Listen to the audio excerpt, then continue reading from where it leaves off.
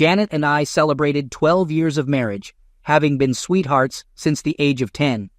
Opting out of college, I landed an entry-level job as a draftsman at Desmond Engineering right after high school.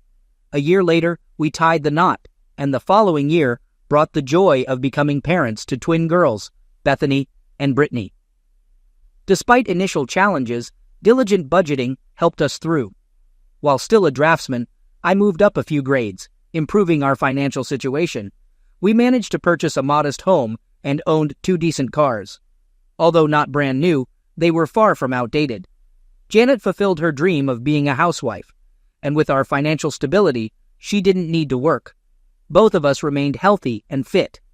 Janet had a bit more stature than our wedding day, standing just over 5 feet tall, with dark brown hair and bangs resembling little Marie Osmond. Personally, my physique hadn't changed much since my high school football days as the right tackle.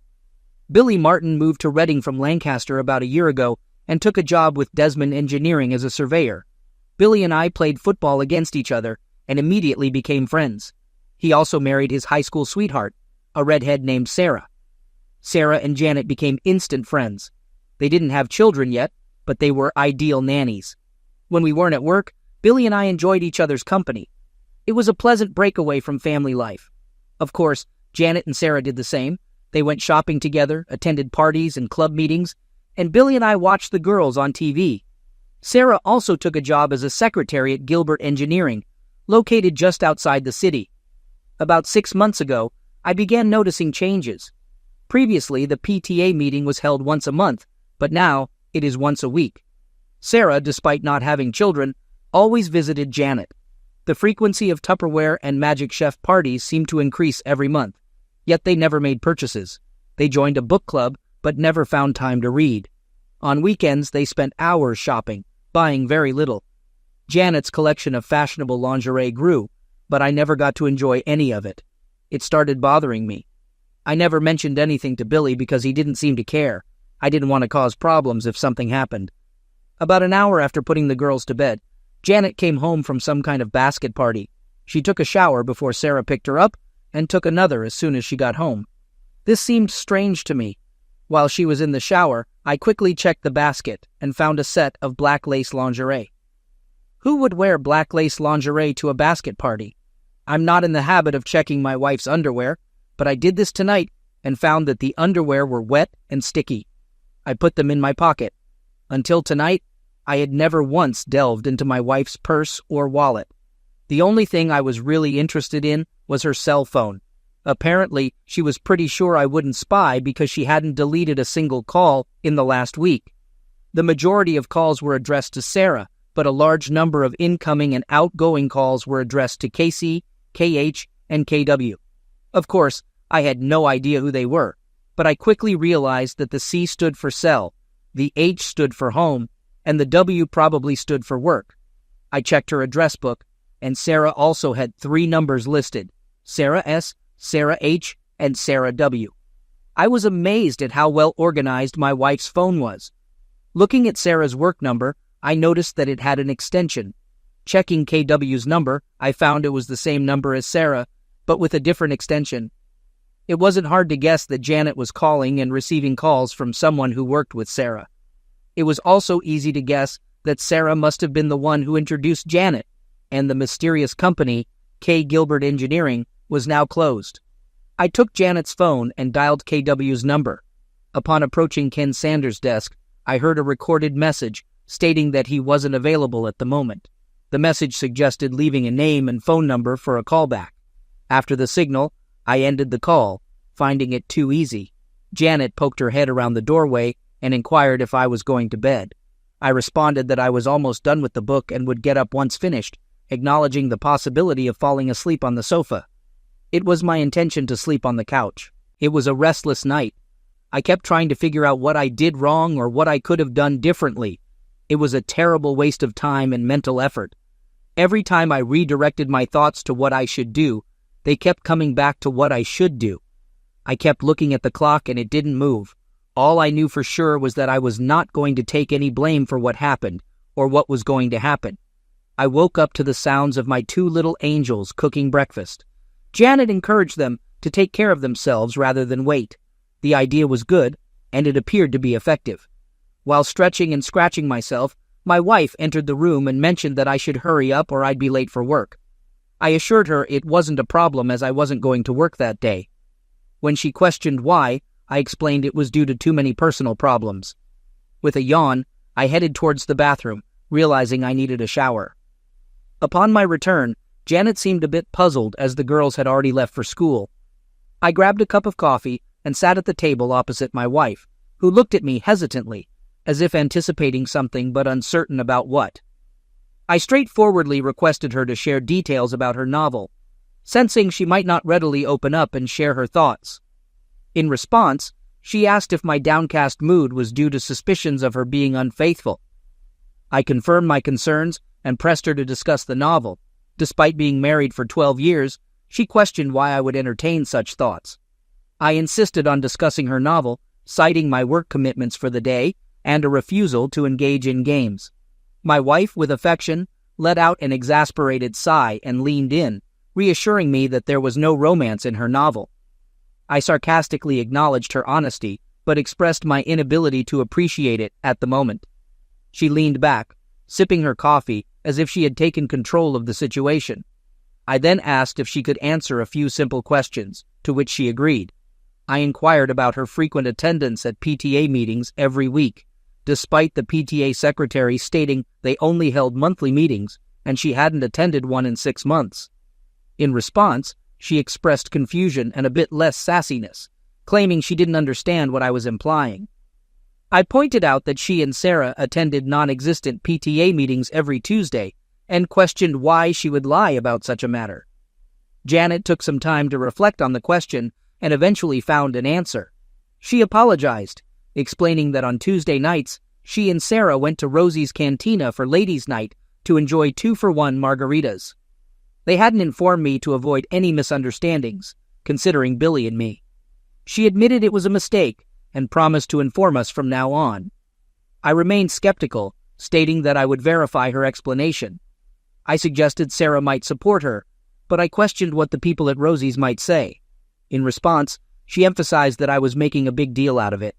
She then shifted the focus, asking about my behavior at little Tupperware parties, questioning why I took a shower before leaving and another upon returning home.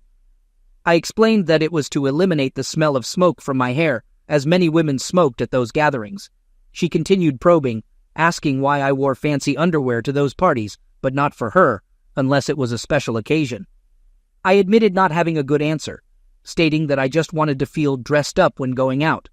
Janet's lies began to irritate me, and I struggled to control my anger, realizing it was time to address the situation. I confronted her with the soiled underwear I found the previous night, accusing her of deception. I expressed my awareness that the substance on the underwear was not mine, and warned her against claiming it was due to a yeast infection. My anger escalated, and I demanded an explanation. Janet fidgeted in her chair, avoiding eye contact, seemingly unable to provide a quick response. Frustrated, I pressed her further, questioning why she had come home with soiled underwear and insisting on an explanation. She urged me to stop and expressed her inability to endure the situation any longer, claiming we had been married for 12 years. She questioned how I could treat her in such a manner. The continuous stream of lies and constant denial overwhelmed me with all the strength I could muster. I hurled my partially filled coffee cup across the room, shattering the front of the microwave. This time, there was no doubt I had Janet's attention. The expression on her face was new, as she had never witnessed my anger before. Leaning over the table, I confronted her loudly, demanding information about Ken Sanders.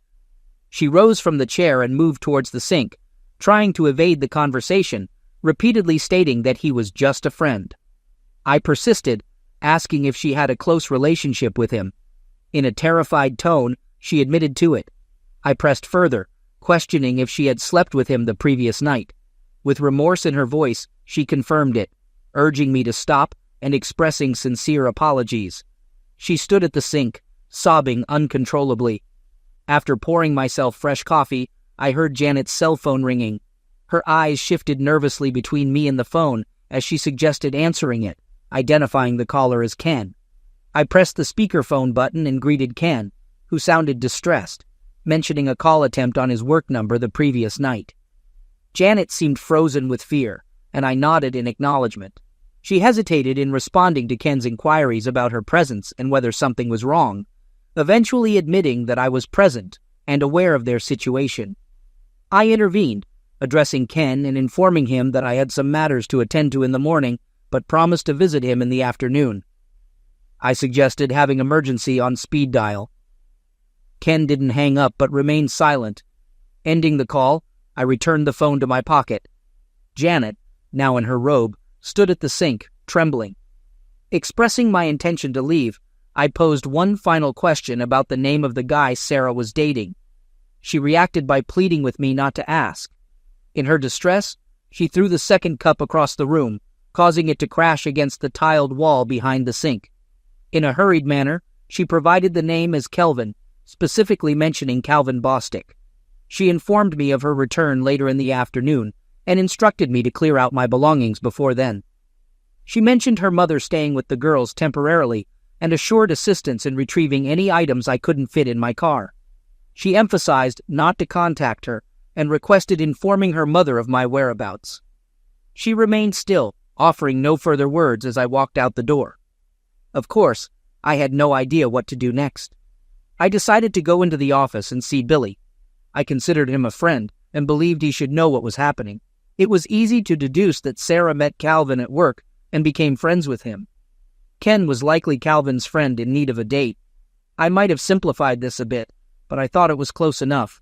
Billy was absent from the office, probably engaged in some form of betting or similar activities. I called him on his cell phone and shared the distressing news about Janet and Sarah having boyfriends, revealing that the supposed meetings and Tupperware parties were actually social gatherings. He questioned the credibility of the information and found it hard to believe. I suggested asking Sarah about a guy named Calvin Bostic, who worked with her and Gilbert, as I suspected she might have introduced Janet to someone from their workplace. Billy expressed disbelief upon learning about Calvin Bostic, as they had graduated together. I also mentioned a guy named Ken Sanders, describing him as a tall, skinny individual. I shared my belief that Janet would likely warn Sarah soon, as she had given me various excuses before finally confessing. After our conversation, I went to HR to request a short leave, finding it impossible to focus on work. It took only 10 minutes to transfer my tasks to another draftsman. Meanwhile, Janet's cell phone rang, displaying Sarah's name on the caller ID. I answered the call, pretending to be Janet, and inquired about the situation. Sarah apologized, thinking she was calling Janet, and mentioned that Billy had received information at the office. Expressing my anger and disgust, I asked Sarah to clarify what someone had said to Billy. She revealed that she intended to take Janet home and suggested that bothering Janet at that moment was not ideal, as she was busy packing her belongings. Surprised by this revelation, I questioned the reason for packing and learned that Janet planned to return to live with her parents temporarily. Enjoying the pause on the other end of the line, I smiled, imagining the scenarios running through Sarah's mind. In response, I advised her to inform Calvin about Billy's impending arrival, implying that he might appreciate a head start. Sarah reacted with shock and disbelief, exclaiming, "No, God, no," before hanging up. This woman's nerves. We only had one credit card, so canceling it was no problem. We also had an ATM or a debit card. It took me 5 minutes to change the PIN number. I had no idea what to do with the checking account, so I just ignored it for now. In any case, I needed it to pay utilities and other bills. I just hoped Janet didn't take any receipts with her. The cell phone rang again, but this time, it was my phone. Billy chased Calvin Bostic out of the Gilbert building and caught him in the parking lot. He was in jail and wanted me to tell his brother from Lancaster to come and post bail for him. I called his brother. There was nothing more I could do for Billy, so after lunch, I went to Taco Bell. I visited my mom and dad, explaining everything to them. Mom was more than willing to watch the girls for a while. She stayed with me during the week, and the twins stayed with them on the weekends. Now it's time to visit Ken Sanders. The guys in Gilbert's drafting department were eager to tell me about Billy's visit that morning. The drafting department overlooks the parking lot, and they saw everything that happened. Billy caught Calvin before he could get to his BMW. He threw him over the hood of one of the cars and started smashing his face. The guards followed them and tried unsuccessfully to get Billy out. Finally, one of them punched Billy in the neck with a stun weapon. He wasn't home yet when they put him in the police car. They had to take Calvin in an ambulance. One of the guys showed me the office where Ken Sanders worked. It was empty. Looks like old Ken quit suddenly this morning. We walked past Sarah's desk. She wasn't there either, but it looked like she was still working there. 10 minutes later, I found out Ken's home address and headed to the parking lot. It was a small ranch with no garage. There was a white Lexus in the driveway with the trunk and back doors open. As I approached the door, Ken Sanders came out with an armful of clothes. He dropped everything and rushed back into the house. As soon as he saw me, I tripped over the things he dropped and managed to see him exit out the back. As I entered, I had to laugh at his reaction. Damn, I wasn't like Billy. I was a good guy. It looked like the kind of place that would be rented fully furnished. That's why he didn't have a truck. In another 10 minutes, he would have finished and left town. I was looking forward to talking to Ken, but I didn't want to chase him. I looked around the room for anything interesting and got a few pleasant surprises. The first thing I picked up was his cell phone. It lay on the table in the living room next to a folder containing his passport and some personal documents. There was a cute little laptop computer on the dining table. I couldn't find anything else, so I packed up the few goodies I had and left. I didn't want to do anything that could be considered criminal, so I resisted the urge to crash his car. This was beautiful. I believe it might be considered a crime to take items from the house, but he left the door open, and anyone could have taken them. Unable to restrain myself entirely, I let the air out of just one of his tires. He'd need to empty the truck to access the spare tire, and I'm sure he'd do it with one eye on the street, searching for me. I'll retrieve it later. He got the message. I went to the prison to see Billy. His brother and he were occupied with legal matters, so I just waved and smiled at him. It seemed he had everything under control. Mom was already at home and dinner had started.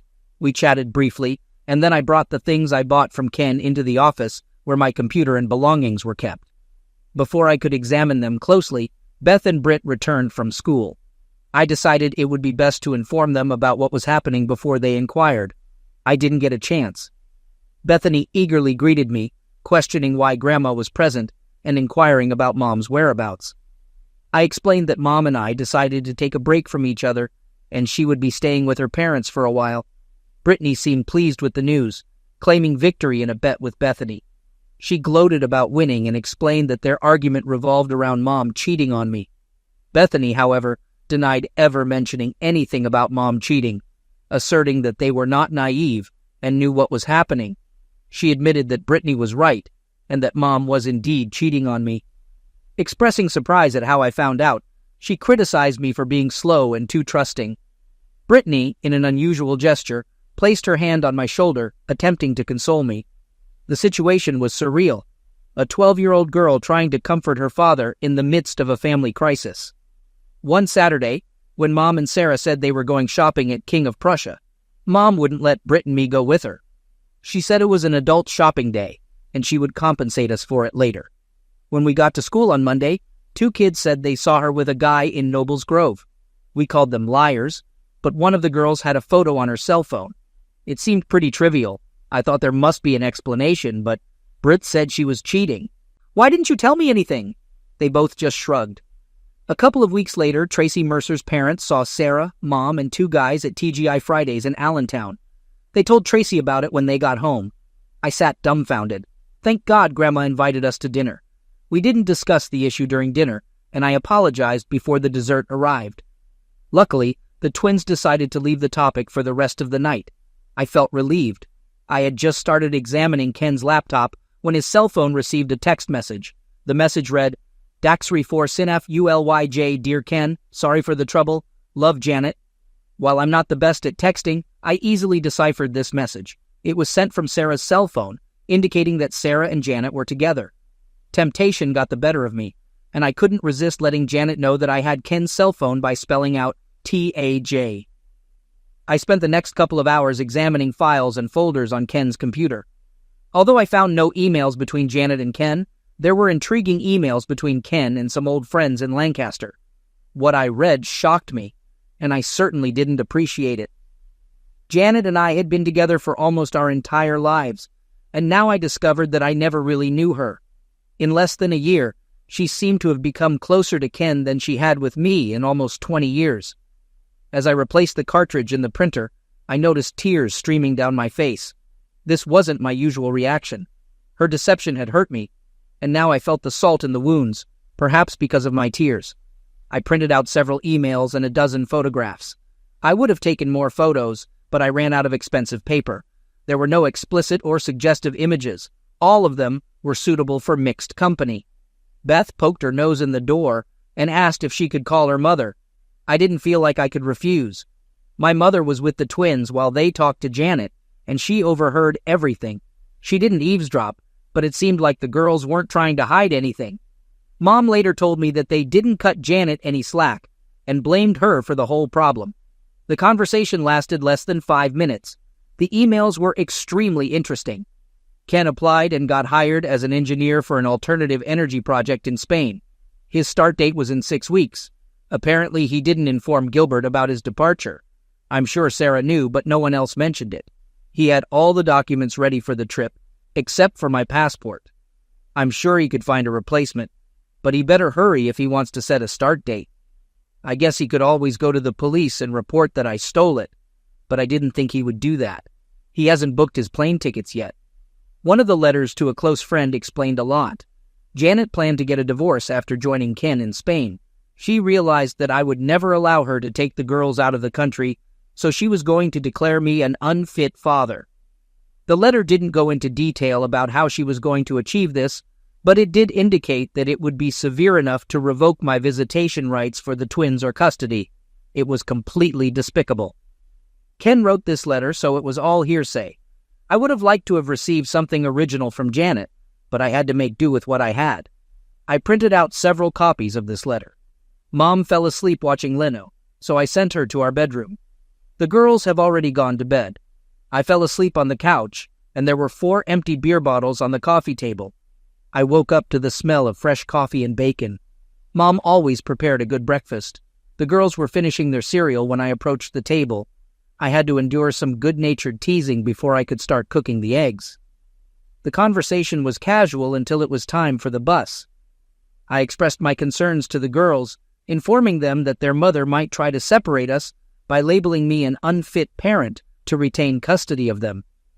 I emphasized my openness to shared custody for their happiness, but clarified that I wouldn't give up my right to be with them.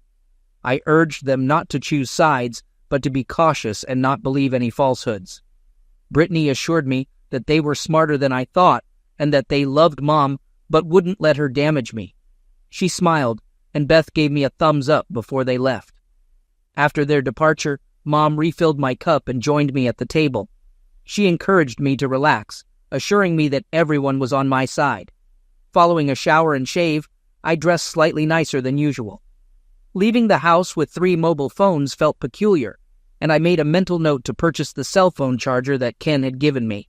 Though I probably wouldn't need it, I preferred to be prepared. I checked in at the Family Services office and awaited the caseworker's call. Upon receiving it, I was surprised to recognize the woman who assisted me. Jody Mitchell, whom I hadn't seen in over 10 years, greeted me with a remark about our shared past in high school.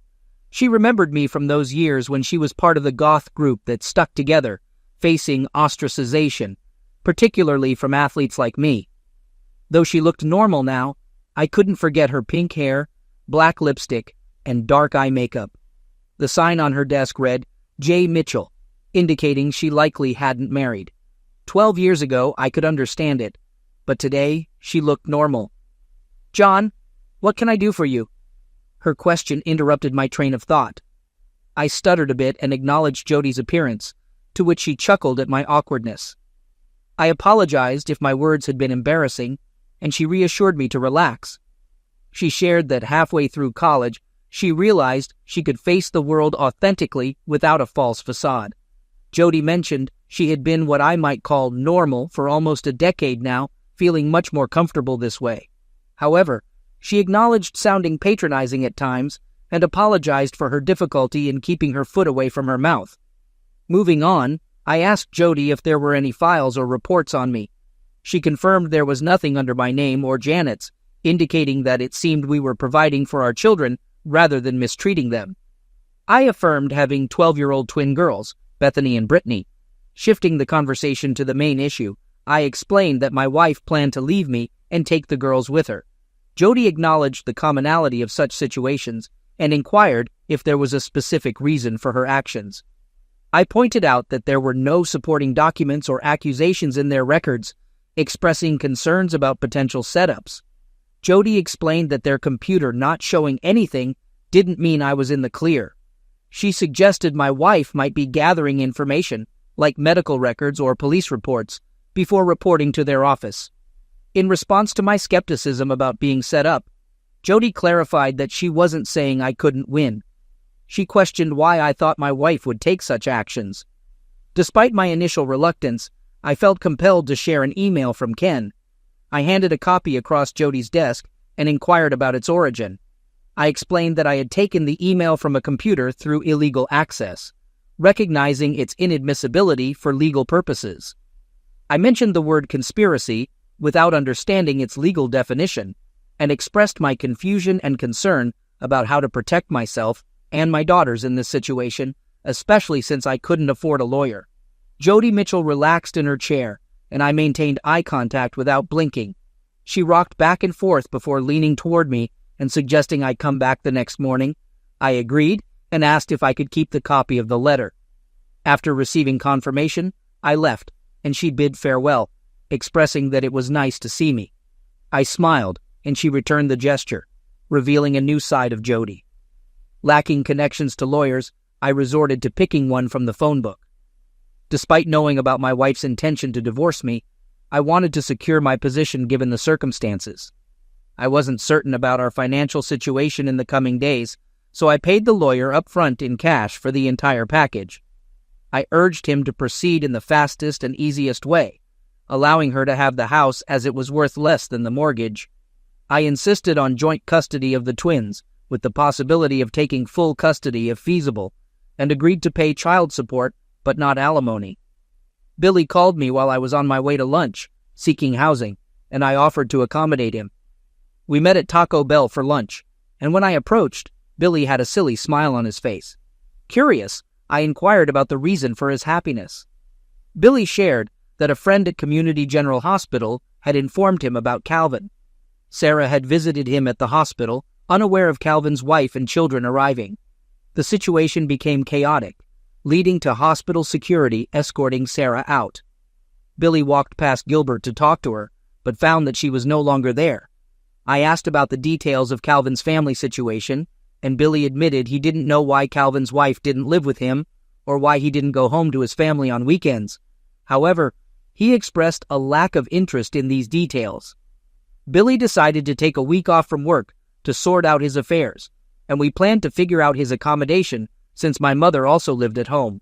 Billy intended to go to his house to gather some clothes and personal belongings in case Sarah wasn't there. He had no intention of talking to her anymore. Later, on my way to see my insurance agent, I received another call from Cameron Wilcox, Janet's father. He requested my presence to help figure things out, mentioning Janet's despair and her unhelpful mother.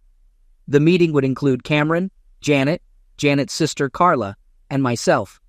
Despite uncertainty about the goals of the meeting, I agreed to be there in about 20 minutes. It was a somber gathering. I brought a folder of evidence and skipped the coffee. Who wants to start? John, Janet believes you're overreacting. She insists you were angry and coerced her into saying untrue things to appease you. According to her, she did nothing wrong, and you have no right to evict her. I sensed that my wife was presenting a highly embellished version of the events to her parents.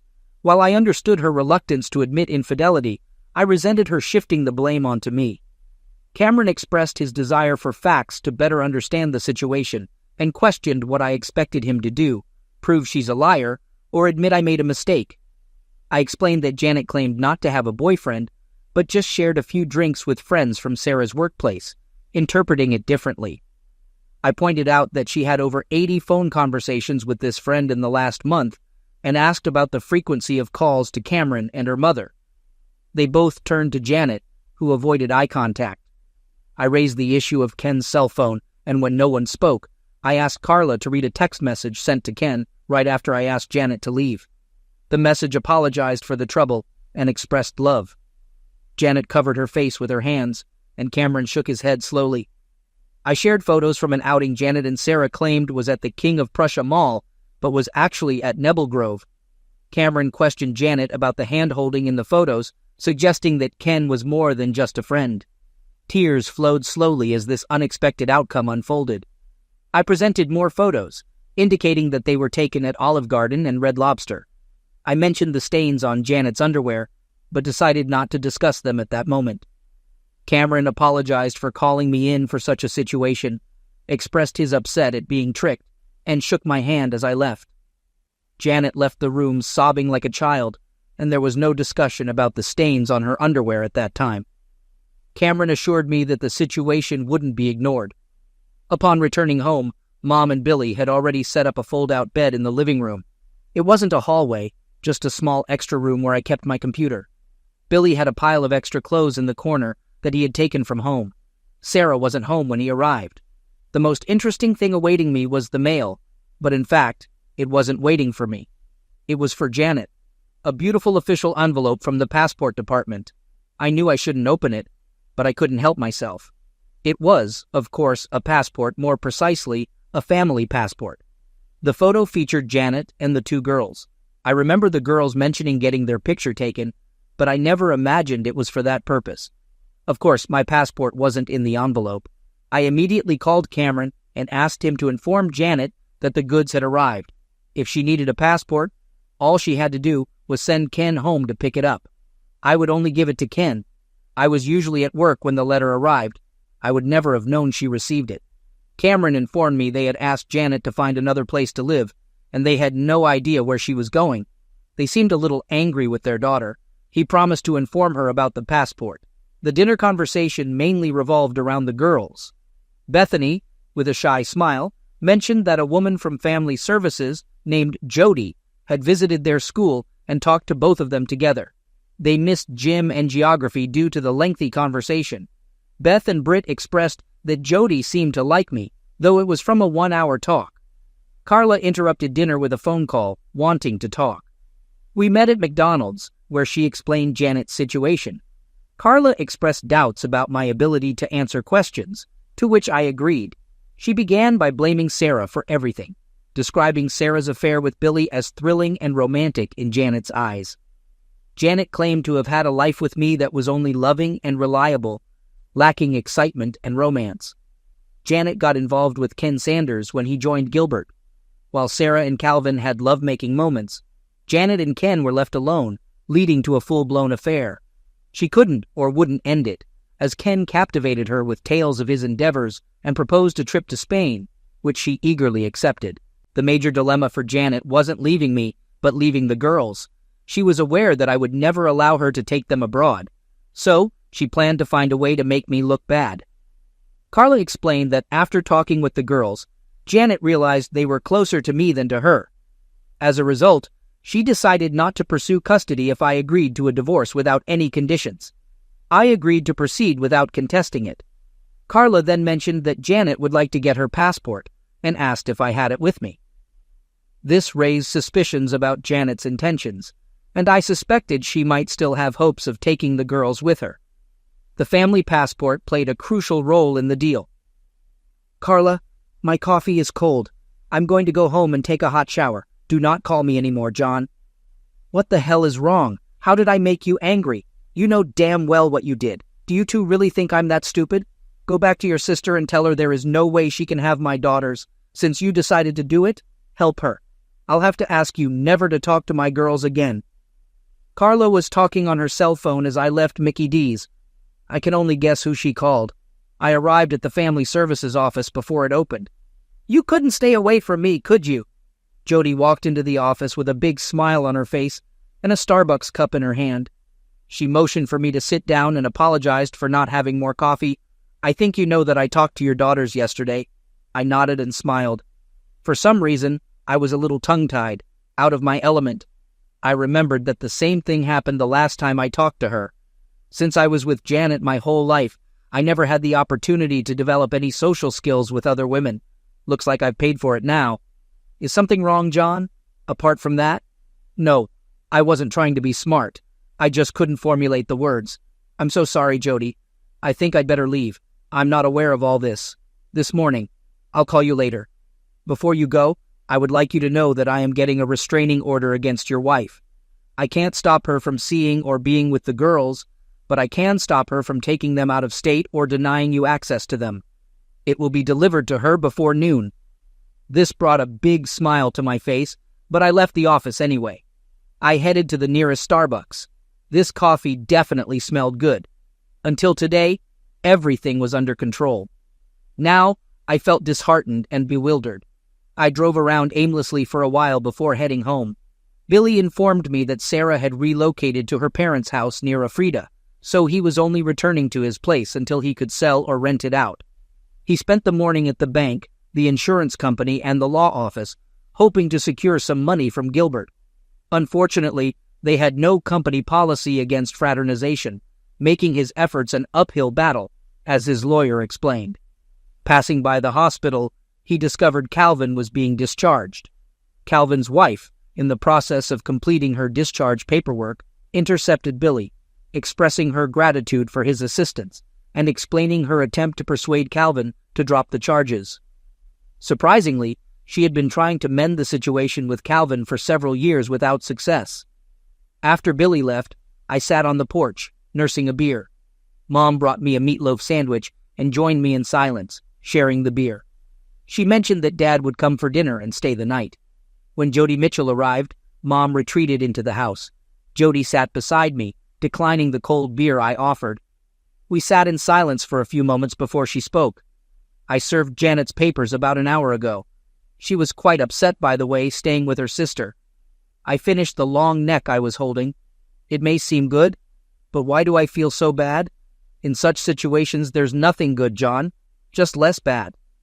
I pulled out another beer, hesitated, and returned it to the refrigerator. Could you come in and explain all this to the girls?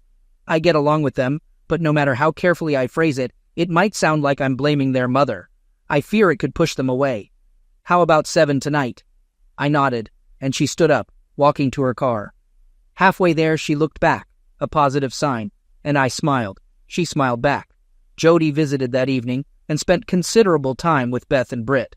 Billy and I busied ourselves searching his house, removing anything that belonged to or reminded him of Sarah. Jody began frequenting our house several times a week, spending as much time with my mom as with the girls. I noticed she was avoiding me. While this suited me, I was curious. One evening, after the girls had gone to bed, she sat beside me. I felt the need to talk to her, but she initiated the conversation. She asked if I had any wine, preferably with a cork. I explained that I had wine, but they all had screw caps. She found it amusing and requested something red, so I poured a bottle into a container that resembled more of a jug. As we drank, I gathered the courage to discuss the girl's well-being during her visits. She mentioned that the twins were fine and didn't necessarily need to see her. Surprisingly, she clarified that she visited to see me, not the girls. I was confused, as she rarely engaged in conversation during her visits. She admitted that she thought I might have a rule against fraternizing with clients, which we both found amusing. To lighten the mood, she brought up the topic of tattoos and expressed surprise that I hadn't asked to see hers. I confessed that I had 4 tattoos from my high school days, 3 of which were easily visible, and 1 more discreet. She playfully suggested a game of finding the tattoos, maintaining quiet to avoid waking the girls. The 4th tattoo was in a secluded place, and I admired her for a while before she left, apparently before the twins woke up. However, I sensed they might have been aware of what occurred. I instructed my lawyer from the phone book to finalize and deliver the divorce papers. Janet, still residing with Carla, received the papers, but there was no response. Several more weeks passed, and my father's health declined. Mom spent more time with him than with me. Luckily, school concluded, and the girls spent the summer with her. By the end of summer, Dad moved to a nursing home. Billy and I assisted Mom in preparing the family home for sale, and she moved back in with me. Jody visited the girls at their mother's all summer and spent 3 or 4 evenings a week with me. They went shopping and out to dinner together, and I appreciated the attention Brittany and Bethany were giving. At least I didn't envy them anymore. I was pretty sure they knew what was going on between Jody and me. Janet called the girls about once a week, but the conversations were always short, and according to her mother, seemed tense most of the time. The twins didn't even tell me she called. Billy's divorce from Sarah was finalized. I had no idea what my status was. He also decided he wanted to start his own surveying business and asked me to come with him. I didn't have enough money to contribute until my mom came to the rescue. When she and her father ran out of money, Medicare picked up his expenses. Instead of watching it all disappear, she thought I should use it for business. I believe she also thought of it as an investment in her future. 3 months later, Billy and I had our own small surveying business. Fortunately, my drawing skills developed into drawing stories. About a week into the new semester, the twins were visited by their mother. They thought they would go to the guidance office to see Jody, and they were both disappointed to see Janet. They tried their best to be polite and respectful to her, but they still couldn't. She told them she loved them both and was sorry things turned out the way they did. She was going to Spain to see the windmills and would send them some postcards. She promised to call them every year on their birthday and send them amazing Christmas gifts. They said she cried when she left. Janet never called me to tell me she was leaving, but the next week, her parents showed up at the house. They apologized again for what Janet did, but made no attempt to defend her or justify her actions. Brittany and Bethany were their sole grandchildren, and they desired the opportunity to see them. I had no qualms about their request. They conveyed that Carla felt too ashamed to approach me, torn between her sister and her parents. 2 months later, my divorce was officially concluded. Jody and I opted to celebrate at Red Lobster. It was a rare evening without the girls, who seemed content. In fact, I believe they were somewhat elated. We spent the night at a local Holiday Inn. The twins welcomed me back with delight at 10 o'clock the following morning. Though they didn't voice it, they smiled from ear to ear throughout the day. A year later, everything was going well, but unfortunately, my father passed away. Mom considered relocating to Florida with her sister, but was reluctant to leave the girls.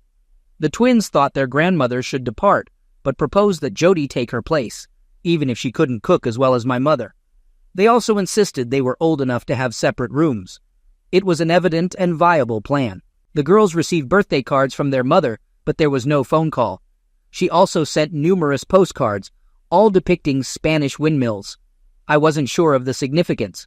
For Christmas, she sent 2 stylish embroidered dresses, unaware that the girls were entering their teens and might experience a growth spurt. Surprisingly, they didn't mind that the dresses were too small. Gilbert Engineering became our major client. Billy was pleased to discover that Calvin was now teaching electronics at Lebanon County Vocational School, a significant downgrade. Calvin was no longer married, and Sarah remarried and relocated to California. Ken Sanders didn't last 6 months in his new job, now working in the States, but his whereabouts remained unknown. Billy sought information through his high school's alumni association. My best friend always believed I got away with Ken too easily. Strangely, the girls continued to receive postcards featuring windmills, with no specific information, just general sentiments. Cameron informed me that Janet called them several times from her job at a travel agency in Barcelona. She never mentioned Ken or disclosed details about their past. Jody and I quietly got married in Maryland. A year later, she was expecting, and Brittany and Bethany were as thrilled as we were. They looked forward to having a goth sister, sharing a private joke that they never let me in on. The significance of Spanish windmills remained a mystery to me.